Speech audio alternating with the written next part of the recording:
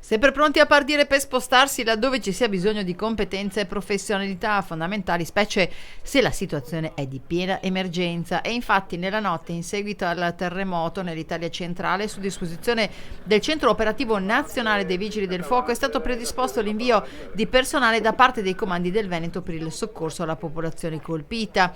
Da Verona è partita una squadra di 9 operatori che fanno parte della colonna mobile nazionale con gli automezzi in versione calamità. Da Venezia e Treviso sono partiti 23 e 11 operatori USAR Medium, che sta per Urban Search and Rescue, specializzati in particolare nella ricerca di persone sotto le macerie, supportati dal nucleo cinofilo con 3 unità.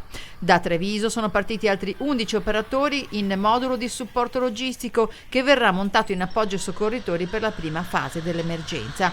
In fase di partenza anche un elicottero del reparto volo di Venezia con il pilota specializzato nella mappatura del territorio tramite drone. Il personale degli altri comandi non interessati alla prima fase assicurerà l'avvicendamento a quello impiegato inizialmente. Le squadre che fanno parte della colonna mobile nazionale, che si attivano in occasione di queste drammatiche calamità, sono attrezzate e equipaggiate per lavorare in autonomia sugli scenari emergenziali, sia dal punto di vista operativo che logistico, e andranno a riunirsi con altre sezioni operative partite dai diversi comandi di altre città italiane.